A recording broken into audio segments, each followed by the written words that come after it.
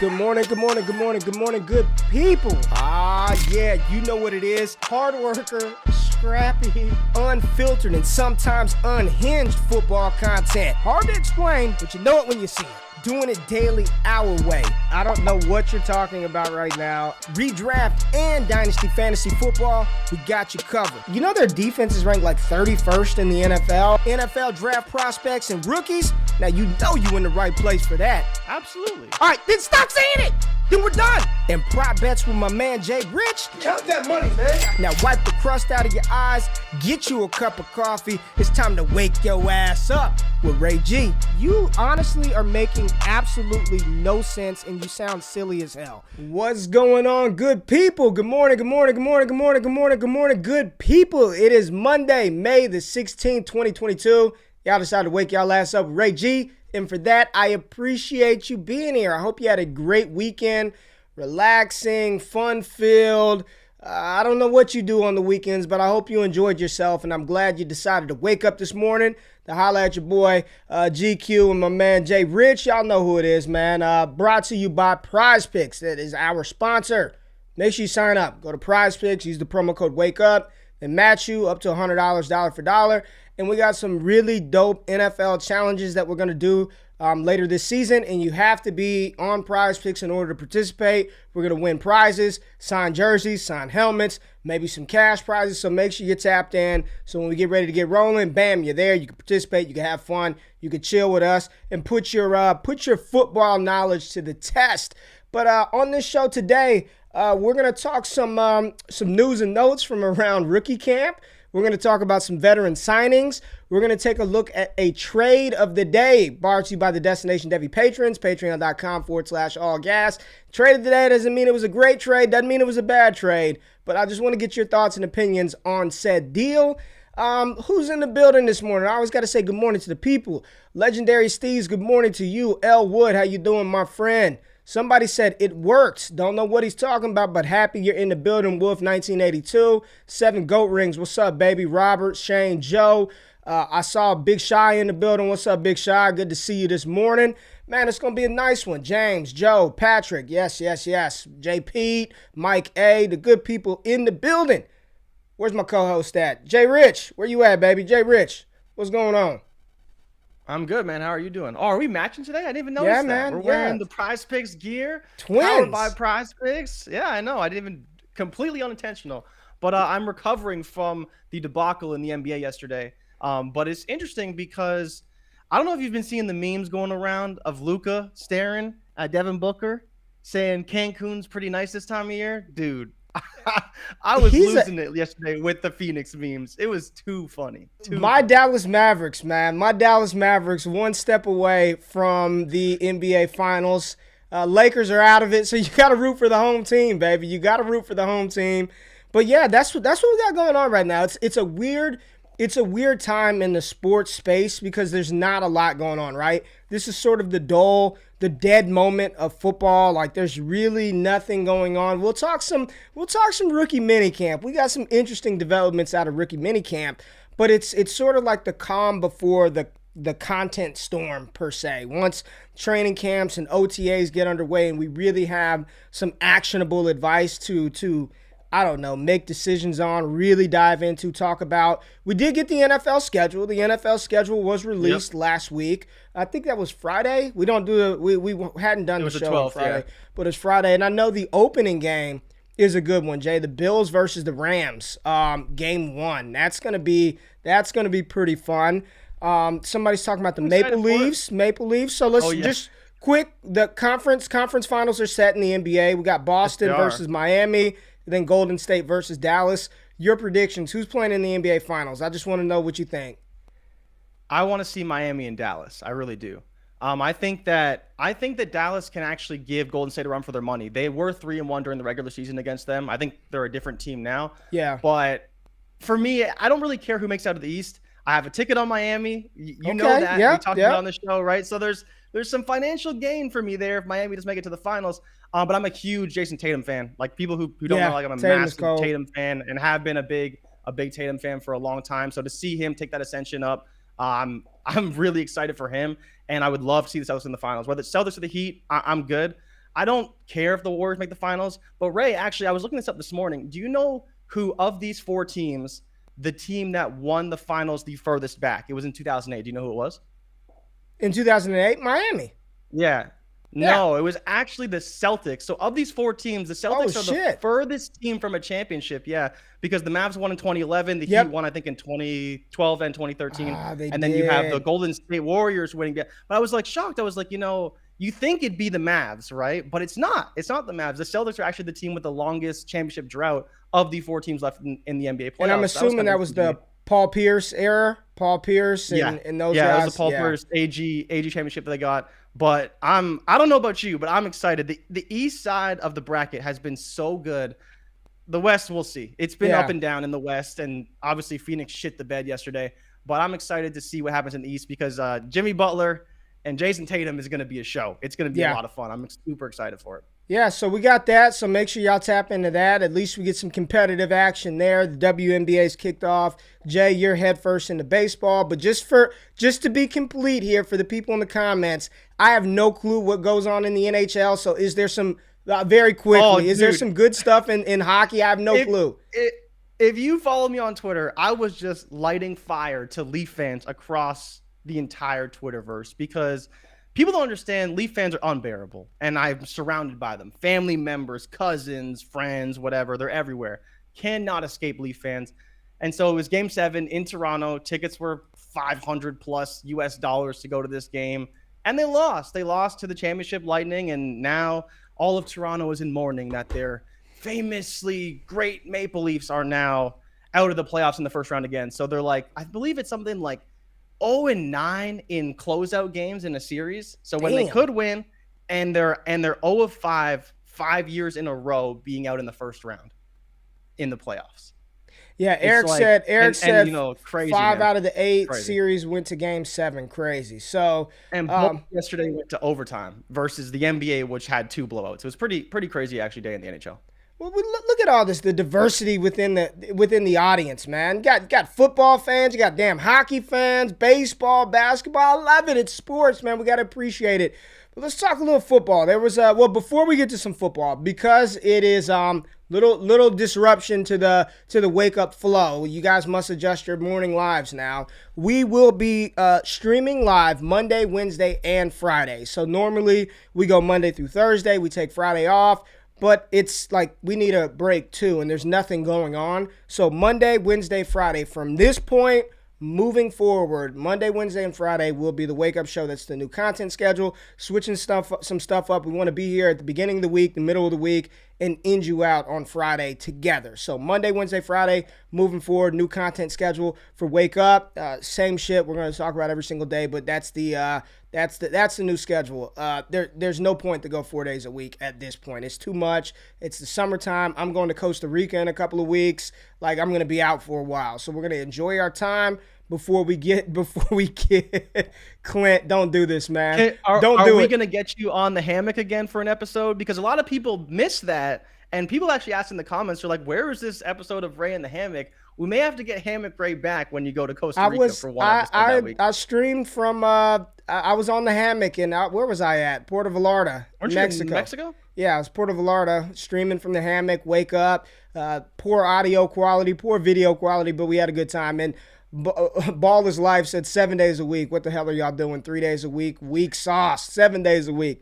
All right, Jay. So NFL, let's just talk some signings. Jarvis Landry signs with the Saints. Any interest? How? What does that do? What does that do? Interest in him? Not a lot of interest in him. Yeah. I mean, the thing is people are going to look at it as the demise of Chris Olave. And Ray, I would ask you, I think this is actually really good for Olave because I think it may force him outside more than I was expecting, right? Like I view him as more of a slot guy and a guy who operates primarily from like tighter in line. But if that's going to be Jarvis's role for the most part, because Jarvis isn't playing outside, I think that may actually force Olave outside more than I was expecting.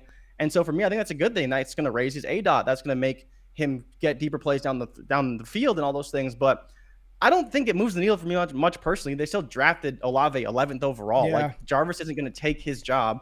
Does it take away from Michael Thomas a little bit? Maybe, Jarvis is still a fine player. He can move the sticks and he can do his job, but he's not going to do a ton other than provide leadership and just be another person in the building. And I think from what we've seen behind the scenes of Jarvis, more importantly, is he's a guy who will be willing to mentor and teach Chris Olave the nuances of wide receiver in that offense and in the NFL, which will be good for his development overall. Yeah, I thought it was a good signing. I think this is good for Jameis Winston. There are people out there who are concerned, and maybe legitimately so, about Michael Thomas and the ankle injury, having hurdles to overcome, not all the way 100%. I'll just say it's May. He's got time to get better. He posted a video of himself running in a helmet. He looked slow as hell, but MT was never a blazer. But he looked fine to me. I mean, I'm no medical professional. I'm not going to try to diagnose him from my office computer desk chair, but he looked fine to me, and it's May. I think this is more so, regardless if MT is healthy or not, they needed another weapon. And if anything, this is good for Jameis Winston. And I think it's good for the development of Chris Olave. When you've got Pro Bowl caliber wide receivers, you got an All-Pro in Michael Thomas, you've got these veterans there, like they can only help and assist and aid in his growth and development as a wide receiver. And more and more time goes on, that we were never the biggest Chris Olave fantasy producing fans, right? We were never the biggest. Like we view Chris Olave, or at least I won't speak for you. I view him as a good wide receiver 2 for an NFL team that could probably be a wide receiver 2, wide receiver 3, on the high end for fantasy purposes. So I think it's a good signing for the Saints. It seems like they're getting their type of guys in, and New Orleans quietly building a decent little roster. So if Jameis Winston is back healthy, if Drew Brees does not return, then this could be very good for the Saints pass catchers, because Drew Brees tweeted out he doesn't know what did he do? He has not re-signed a second year for NBC hosting. He tweeted out yesterday he doesn't know if he wants to play football again, if he wants to coach his kids, if he wants to go back to the broadcasting booth, kind of leaving the door open for a New Orleans return, apparently. What are your thoughts on Drew Brees going back to New Orleans? Does this story have legs? If he does go back, do you have interest? I mean, what about Drew Brees, man?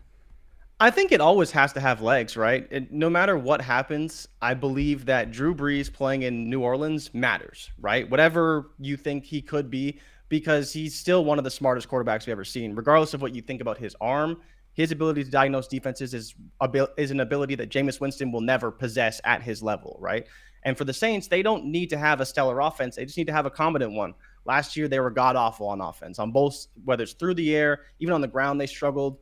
The offensive line's been bolstered. They're adding wide receivers for the first time. They're adding wide receivers, and Drew Brees is like, hey, hold up. Wait a minute. Maybe I'm not done yet. It really gave me shades of Tom Brady talking about his unfinished business when I saw that tweet from Drew Brees. And so I think there is something to it. Should Jameis be worried? I don't know. But if something happens where Jameis is really struggling, could Drew Brees step into that offense and perform? Probably. Like, if we're just being honest, like if anybody could step into that offense, yes, it would be Drew Brees, right? And I think more importantly, maybe even more so than Jameis, all the guys there know Drew so well and would really rally around him if he was there. And I think that's a big factor too, because for years it was, let's run it back for Drew. Let's do it one more time for Drew. Let's play injured for Drew. And so if Drew came back, whether it's Michael Thomas, Marshawn Lattimore, like any of those guys that have been there, they'll be rallying around Drew. And I think that is not a non-story, but I doubt he comes back overall personally. Yeah, I don't think Brees. I don't think Brees was bad in the booth. His hairpiece is terrible, but he was not bad in the booth by any stretch. I think it's all noise. He's not now. If this situation played out like you said, if they had a good-looking team, Jameis got hurt, and somehow they called him and said, "Could you come back?" Could he step in and run the offense? Probably yes. But I think this is more noise than anything. I mean, we wanted Brees to go when he was on the field last. We were like, man, this dude can't throw the damn ball anymore. And we think that a year off, he's magically recovered and gotten better. Like, no, I don't want to see him struggle to push the ball downfield to Chris Olave. I don't want to see that, Drew. I don't. I don't think it has a lot of legs. I just don't want to see it.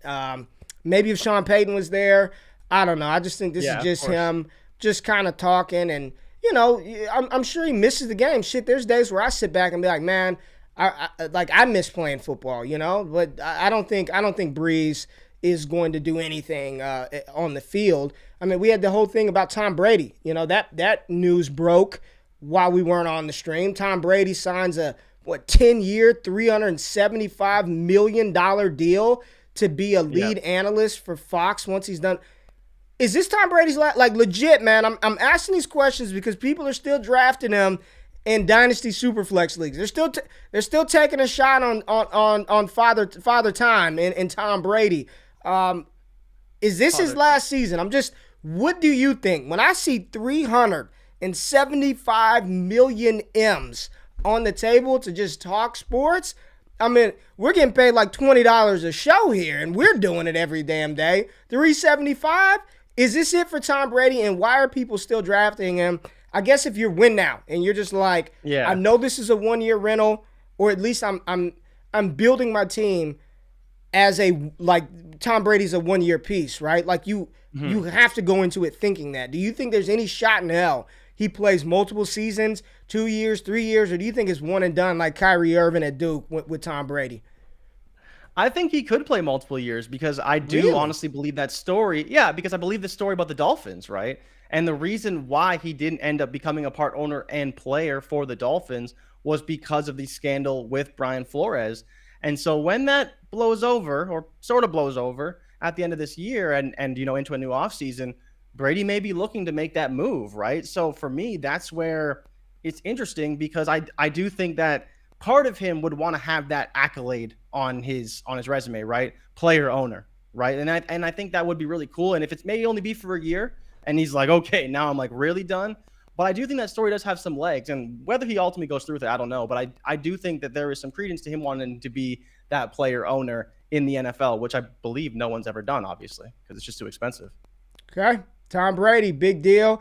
Some news that you made me aware of, and I know some Zach Wilson truthers are going to love it, but he beefed up, yoked up to 220 pounds, Jay. I missed the news of old Zach Wilson putting on some weight for this upcoming season. How you feel about your boy Zach Wilson, who you have said on this show you would take over Justin Fields, over Trey Lance, over Trevor Lawrence? I mean, you have Zach Wilson still as QB1. How do you feel about your QB1 beefing up to 220 pounds?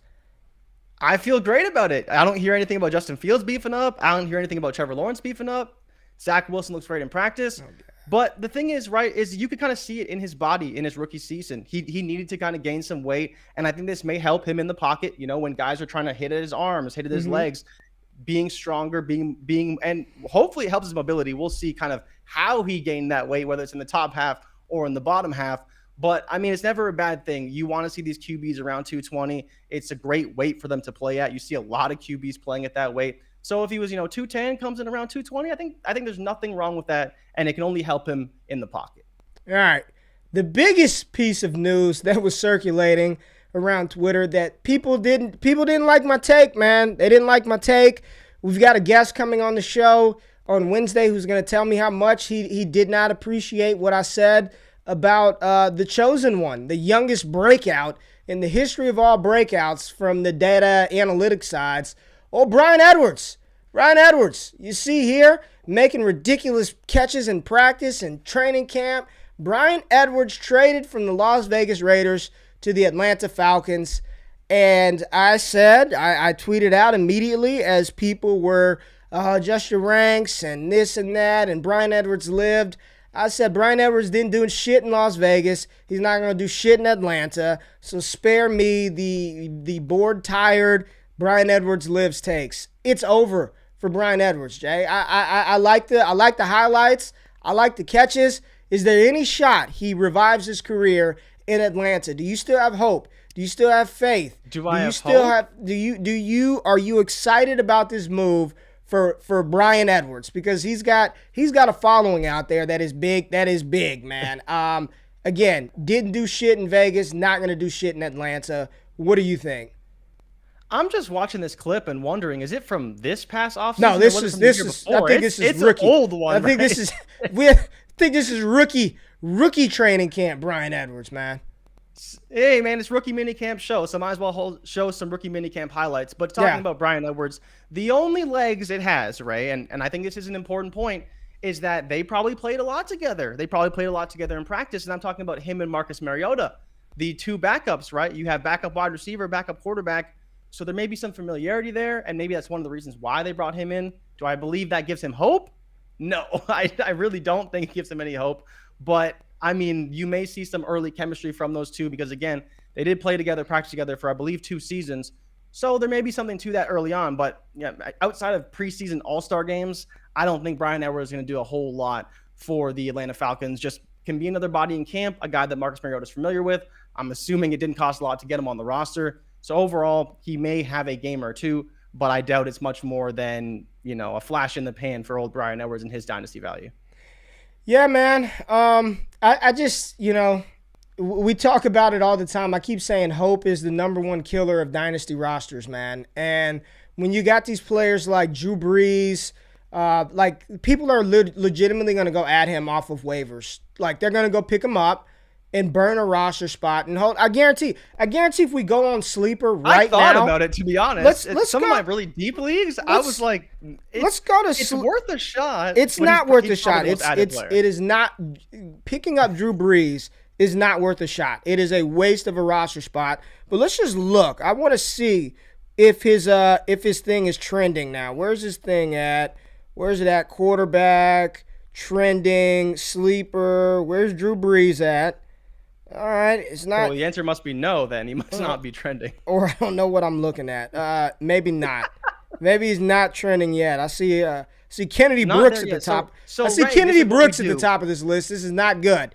This is not good. Scott Connor, man, we got to talk to him about that because you saw what he tweeted about Kennedy Brooks, right? What did he tweet about Kennedy Brooks? So thank you. Scott's here on the show, which is awesome. But he talked about how Kennedy Brooks has one of the highest guaranteed contracts amongst running backs, even higher than some 6th and 7th round picks. And so maybe there's something to that. And he's talking about how we should be looking at going to get Kennedy Brooks because there may be something to it there. If you're paying a undrafted free agent more than you're paying a 6th or 7th round running back, that there probably is something to that, right? And we always talk about following the money. Maybe we should follow the money with Kennedy Brooks. Well, Drew's not in sleeper yet, but I guarantee he'll be. Let's push for that. So some sucker in the league will pick him up and burn a roster spot for him. Back to Brian Robinson, man. Bryan Edwards. It's Drake London. It's Kyle Pitts. Those are the only 2 pass catchers I won that offense. Legitimately, that's it. I wish him all the best. This is not a shit on Bryan Edwards. I thought he was a good player coming out as well, but the reality is it just hasn't come to fruition in the league. And I'm just not going to hold my breath that he's going to become a fantasy viable asset, right? If this trade to Atlanta gives us a small window in order to move him for something, what would you take for him right now? 23 third? 23 second? Oh, yeah. Third is easy. Yeah. Third so if easy. you got a second, you're ecstatic. You're smashing accept on that deal, right? Same. Off at that point. Same here. Same here. All right, what's this? What are some notes? You've got run through these notes real quick. You talk about Lovie Smith and something with John Mechie. What's up with that? So Lovie Smith was talking to reporters and basically talking about how they're trying to determine a timeline for John Mechie right now. So if you are drafting John Mechie, it doesn't sound as good as maybe I hoped coming out of the training camp and all that stuff. But obviously he tore his ACL December 4th. I thought it was earlier than that. So this kind of does make more sense. He's only about 5 months out, 6 months out or so. But they're still trying to determine what his timetable is. And if he's going to play in 22, they are hopeful he will play, but they are not certain he's going to play. So there may be a chance John Mechie doesn't play in 22, which is not great for his dynasty value overall. And on top of that, at Bills camp, Khalil Shakir is apparently looking really, really good along with James Cook, and we'll talk about him later. And then Wan'Dale Robinson and his growth spurt was the rage of Twitter a few days ago. He went from 5'9" to 5'11" apparently since the combine, listed at 5'11" on the Giants website. Ray, would you be in on Wan'Dale Robinson at 5'11"? We were out at 5'9", but are we in at 5'11"? He was 5'9", 5'8" at the combine. How did he grow 3 inches in a matter of months, man? I mean, the crazy thing is in the analytics community, this really matters. Like it kind of does. because he goes from a bucket of 5'8", 5'9" receivers to all receivers that are 5'11", 6 feet. Like, it's a big difference. It is a big difference. It may not matter, but it's interesting because it kind of does matter. I'm in on Wan'Dale at his cost. I don't care how tall he is. I'm in on him at his cost, but I'm not expecting what do we expect? Like, I'm done with pie in the sky bullshit. I'm just over it, man. I'm legit over it, Jay. I'm looking at everybody talk about how bad the 2022 class is, right? It's so bad. So bad, this 2022 class. But yet every damn receiver is going to end up being top 10, top 12, got all these top 12 running backs. How's it bad? If every Wan'Dale, he's going to be great. Drake London's going to be great. Garrett Wilson's going to be great. J-Mo's top 15 asset. Christian Watson's going to ball. Sky Moore's top 10. Chris Olave, like the whole damn first round. We're looking at the future top 15. And now just add Wan'Dale Robinson to it. Whatever. I mean, what is he going to be ultimately? What is he going to be ultimately? I don't know. He's probably going to be a slot receiver with some upside. I mean, that's a role that's been fruitful. You know, you could have a wide receiver too who's productive. And like you're saying, if you get him in the second round, it's not terrible. I wouldn't go after him in the first round. Same reason I wouldn't go after David Bell. But I mean, I think there is upside there, right? There is upside there. Yeah, I'm fine with it at cost, absolutely. But again, like who's going to where's the bust at in these class? Where literally everyone you talk to, it's like all the wide receivers are just like get him. Shooting up boards, yeah. They're just shooting up boards. I mean, I'm fine with Wan'Dale Robinson. Am I expecting him to be somebody that in a start your lineup league, you're putting him out there week to week feeling confident? Hell no. He's still a rookie wide receiver on a bad offense with a terrible quarterback. Like, it's just terrible. It is bad. Yeah. The Giants situation is bad. I don't care how you slice it.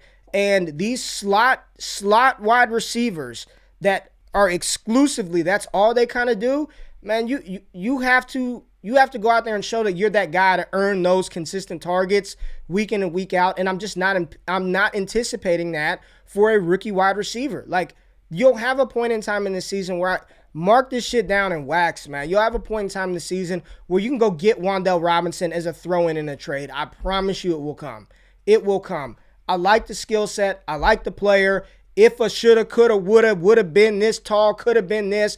It's like, let's operate in reality world, right? And reality is, I think there's going to take a lot for him to be a viable fantasy starter, man. Like the talent, just I'm not going out too far over my skis on that one right now. But yes, I do like him at cost. So we're talking about bust and who's looking good, who's looking bad. This was not a good look for old Treylon. So this was day one of Treylon Burks' rookie minicamp, right?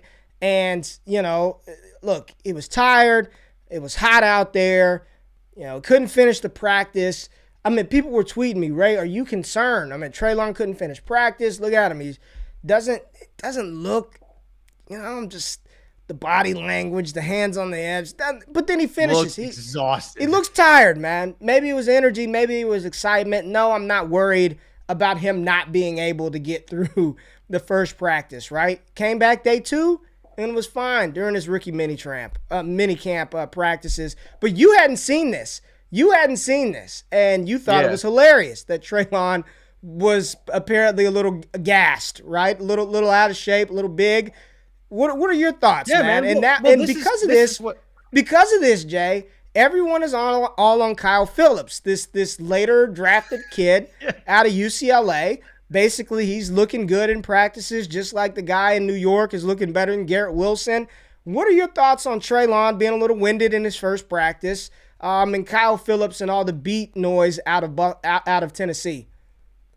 I think more importantly for me, it gives me hope, right? Because this is about how I look when I step on the field. And so this is probably the most I've ever related to an NFL player at any point in time in my life. But no, I'm not concerned, because is the Arkansas Heat different from the Tennessee, like Nashville Heat? I don't know, man. I don't know the climates. I don't know the environments. I don't know. But there is a lot of adjustment that can happen for some of these guys depending on where they're at. They talk about the Miami Heat, what that's like, the Texas Heat, how it's different for some guys. at the end of the day, it's practice, and we don't know his situation. Maybe he's dehydrated. Maybe he, is. You talked about how he needed an inhaler. Maybe he's asthmatic. Like, there's lots of things that go into this, and it's all an adjustment. But the dude literally has 4 months to figure this out, and on top of that, it's not going to be this hot when he's actually playing. So I'm not too concerned. He can have the hands on the hips for day one. I don't want to see it if I'm a coach, but as a fantasy manager, I'm good. Like, I can wait till he's healthy and feeling good and kind of go for it when the time comes. Yeah, and it was apparently this other kid looked the most impressive. It wasn't that Wilson didn't look good. It was the other kid apparently looked good.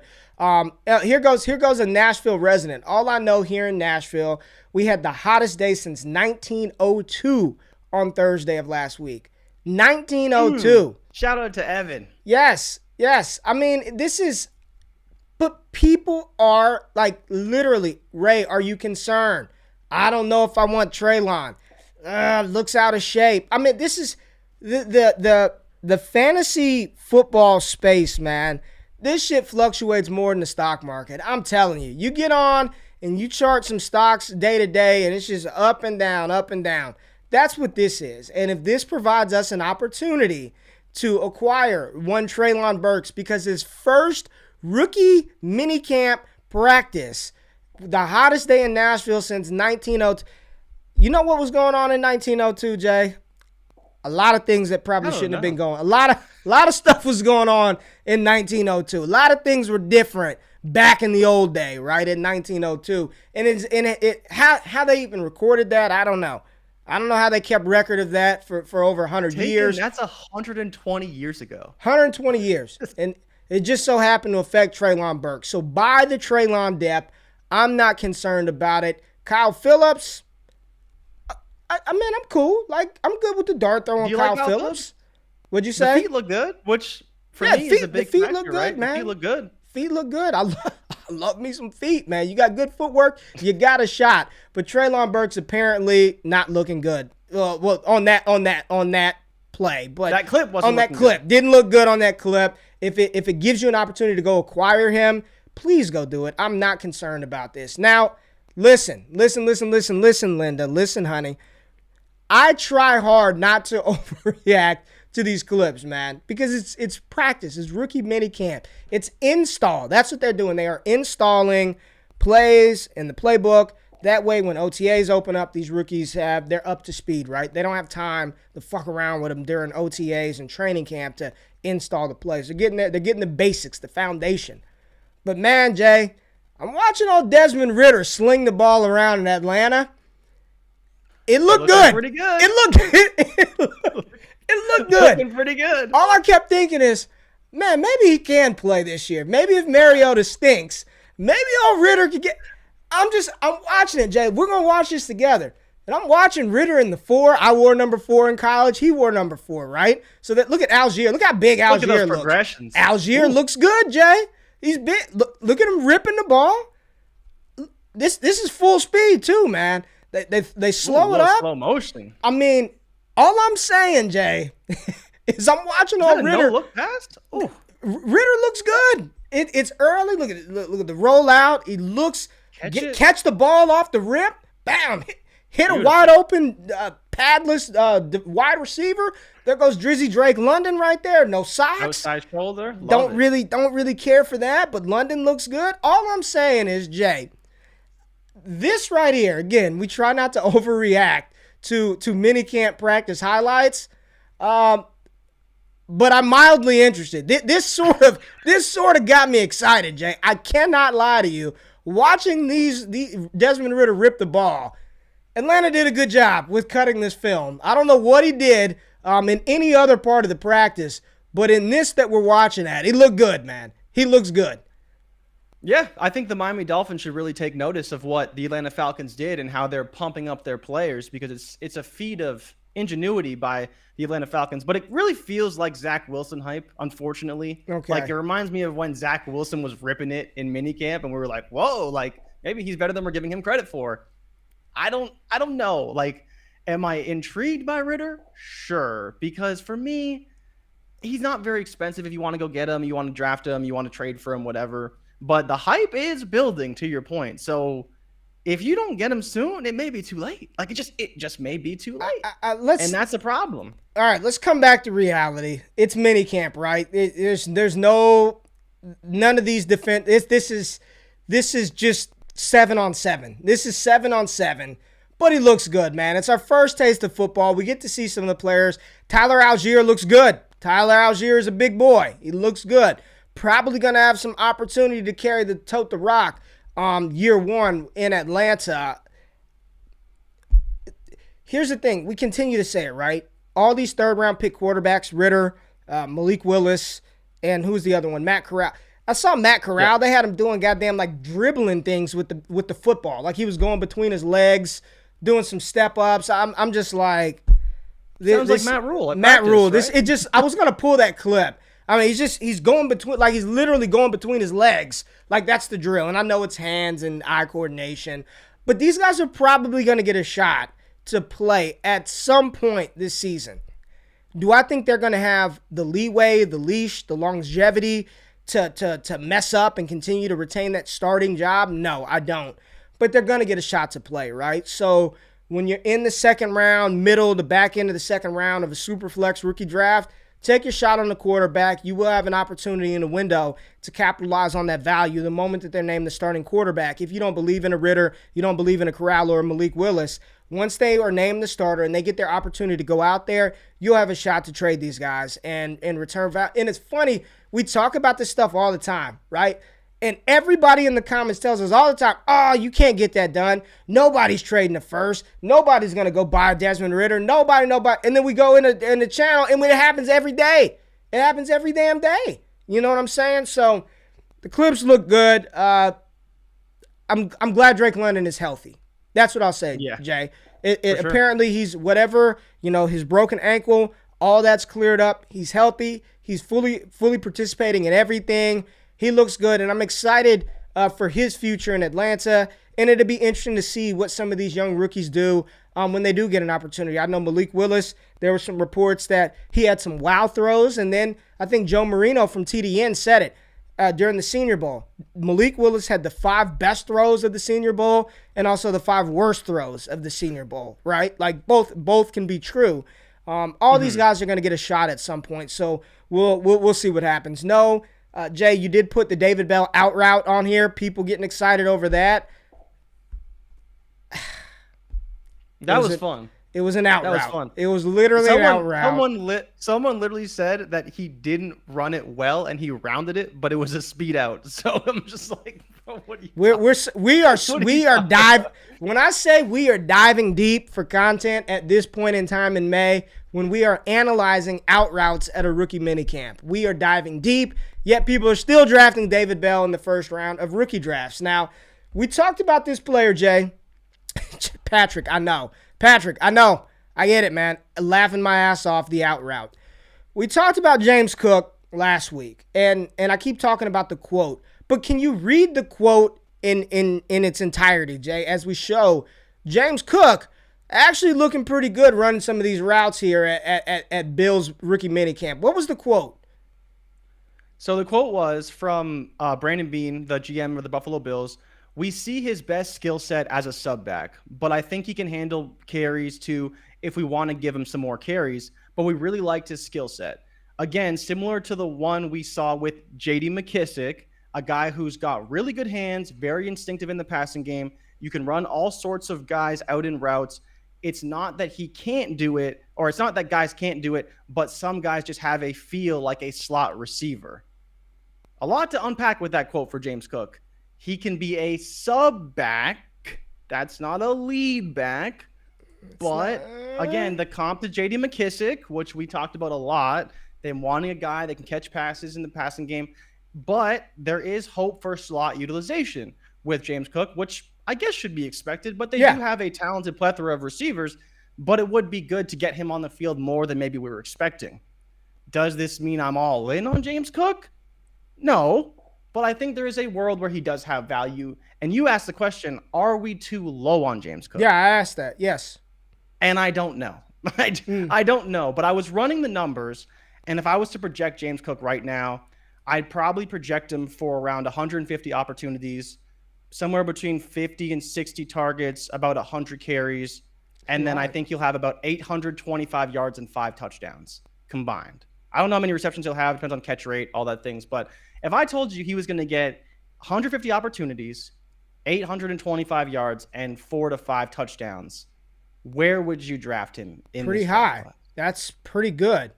If you're telling me he's going to get 150 opportunities as a rookie, like if that in a lot of those opportunities, you're saying he's going to get 100 plus carries, 50, 60 targets. It's possible. So Zach Moss had 96 carries last year, and he had 23 receptions, 32 targets. But Mike Singletary, Devin Singletary had 50 targets. So if you think those flip, right, because obviously James Cook is going to see more targets than Devin Singletary this season, then you're looking at a guy who could see upwards of 80 or so carries and then 50 plus targets, right? You're not going to catch every target, but usually around 75, 80%, especially for a guy like James Cook, you're looking at anywhere from 35 to 40 receptions. I think he'll probably average about 8 yards a reception or so, maybe even higher than that, because he is really good.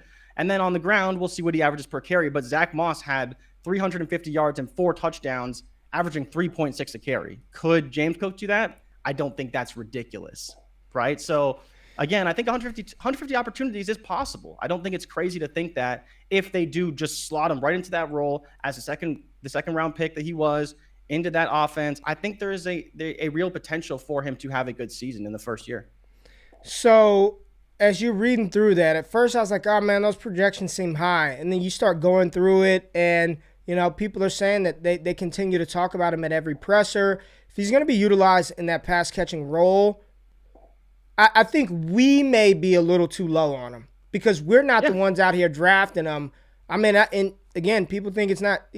I've seen people show rookie drafts where he's 102, 105, 106. Like there are some people who are really in on him, right? We've got him below Rashad. We got him low for running backs, not like ridiculously low, but I think he comes in at like RB6 for us. And I'm starting to think that might be a little too low. Like, I'm not the biggest James Cook believer, man. I think exactly what the GM said. He's a good sub back who can excel in a pass-catching role, a la J.D. McKissick, a la those type of running backs. I do think that's where his skill set should be utilized the most. I don't think he's the same type of guy like Kamara. Alvin Kamara is utilized that way, but he can bang. Like, you can hand Alvin Kamara the ball. 215 too, which is 20-something times. There's a difference, right? And look at Robert Holland just said right there. He went 103. He went 103 in one of his leagues. And I think we're not nearly that high. I'm not going to advocate for anybody taking him at 103, but I think we might be a little too low on him and just how Buffalo might roll him out there and utilize him. And if he is going to get 100 carries, 50, 60 targets as a rookie, that's somebody that can develop into a high-end PPR asset in fantasy. And maybe him not being punished between the tackles is a good thing for his overall career and longevity, right? Maybe what we want is Devin Singletary banging between the tackles, right? Getting banged up, getting his 14 carries for, like, doesn't this just seem like a Devin Singletary line this year? 14 for 52 and no touchdowns, right? 14 carries, 52 yards, and he served his purpose. He moved the chains a couple of times. He might fall into the end zone if he breaks off a run, but it just seems like 14 for 52 is Devin Singletary. And a catch, right? Get you those seven PPR points a game. Just, man, it's rough, man. Crazy is between Zach Moss and Matt Breida, that is 8 touchdowns for the Buffalo Bills last year, right? And these are just the backup running backs. 8 touchdowns. Josh Allen had 6 on the ground. Devin Singletary had 7 on the ground. But you think about 8 touchdowns to the starter and Devin Singletary and 8 to the backup running backs. Like, that's substantial, right? Buffalo's going to score a lot, and James Cook could be a guy who's a beneficiary there. Again, I don't think he's going to see a ton of carries, but I don't think 100 is out of the realm of possibility. And then if you tack on that 50 targets or so, I think there's a potential there for sure. All right, James with the super chat. He sent sent another $1 or $2 in saying please and thank you. Give me a quick blurb on Tyler Huntley. Worth buying while nobody is thinking about him. Jay, what do you think about Huntley? He played good when he got on the field last year, man. He played very well when he got on the field last year. I think there's potential for sure. No one's talking about him. But what are you paying for him? I think I would never go out there and try to 1-for-1 buy him, but I think he's a fine throw-in, like as a piece to a deal in a Superflex league. You might as well just get him thrown in, right? Like I'm not going to go out there and try to acquire him actively, but if I can toss him into something and get him to come back, then I think it's worth it in my opinion, right? All right, here we go, real quick. I'm on the clock now. Would you take Cook or Watson, then Rachaad White or Spiller? This is a damn good one. I honestly think I would take James Cook. I think I'd take James Cook too, man. I think I'd talk myself into James Cook. I think I'd take James Cook straight up. I think I would take James Cook. I would take Cook and then Spiller. That would be what I would do. If you want to take Rachaad White, I'm fine with it. I like Rachaad White though. Like if you're like, nah, I don't want to do that. I'd rather White. I would go Cook and Spiller. I'd go the 2 running backs there over Christian Watson. So is it other people are saying Watson? I think I'd take Cook, man. Cook over Watson. I think so too. All right. Let's look at our trade of the day. Let's go to the Discord. Let's talk about a trade. Destination Devy patrons. What trade do we want to pull up? And it's not because it's the best trade or the worst trade, but I think this is an interesting trade to look at. So this was submitted. We've got Rashad Bateman in the 103, Jay, being acquired for Cam Akers, the 207 this year, a 401 this year, a 23 second, and a 23 third. So would you give up the 103 in Superflex for the 103 and Rashad Bateman for Cam Akers, the 207, the 401, and a second-round pick and a third-round pick in 2023? What side of the trade would you take? I think I would take Rashad Bateman in the 103. Easy, man. For me, I think I would. I'm not the biggest. Well, the interesting. You're not the big Rashad Bateman both fan. Sides. Though. I'm not the biggest Bateman fan, but I think there will be opportunity here. But on top of that, I'm getting out from Cam Akers at a pretty reasonable cost, right? A wide receiver 1 on a not so pass happy offense, but again, he's still probably going to be the wide receiver 1, and you can take another talented wide receiver if you want at 103, and maybe even luck into Kenneth Walker. Yep. So for me, I think that's where you are looking at, and overall Cam Akers, his health, his recovery, I'm fine with it, but I do like the Bateman side because those picks after that, I mean, what are we really looking at here? I don't know. Maybe you can draft David Bell at 207. I wouldn't do it. I'd probably still take a running back, but again, I think it's just you're hoping a lot for Cam Akers, and he could be great. But if he's not great, then I'm happy to have the Bateman and the other side. And this is why trades are so fun, man. You get 2 sides of the coin. Respect the Curve says, I need the Cam Akers side. You and I say we want Bateman in the 103. Nah, Patrick, I thought it was 23 seconds. No. A 23 second and a 23 third, the 207 this year. 207 this year. So why this I want Bateman in the 103. I mean, for me, I looked at this. I actually have a question for you really quickly. Yeah.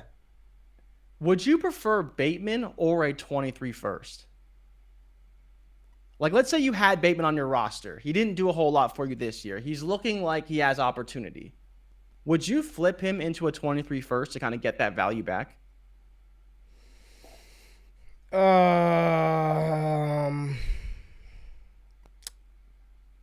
Where's the 23 first at?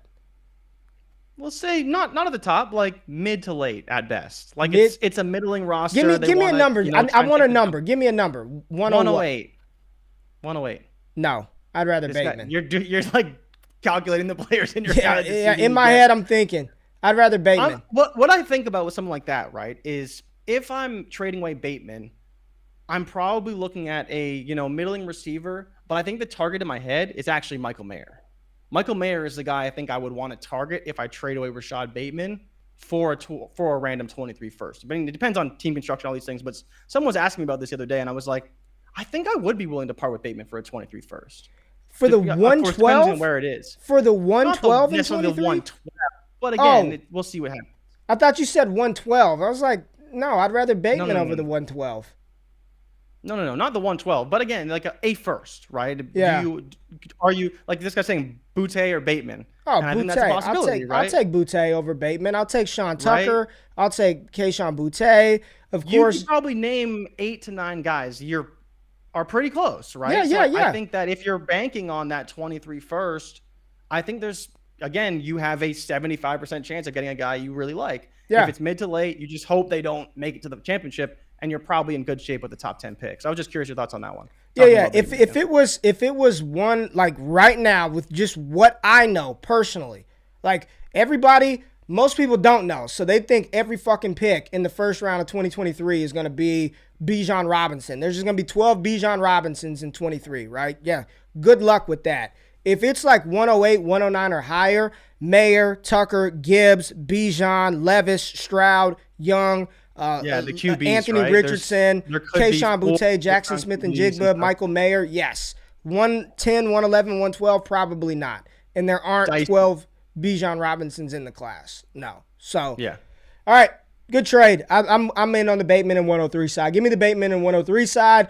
All right, Jay. There it is. That's the show. We appreciate y'all tapping in. No show tomorrow. We'll be back on Wednesday. We've got a guest.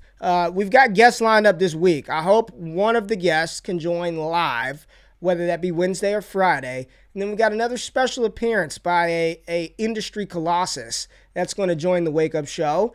And we'll see how that goes. We'll see what he has to say. So make sure y'all subscribe, like the content, engage with the good people below. Enjoy your week. Start your Monday off great. Make sure y'all wake y'all ass up with us tomorrow. We out of this thing. Peace out. Where's the outro? Jay, I don't know where it's at. We're out. You said wake up with us tomorrow. We're waking up on Wednesday. Oh, yeah, waking up on Wednesday. And I don't know where the outro is. I lost it. So.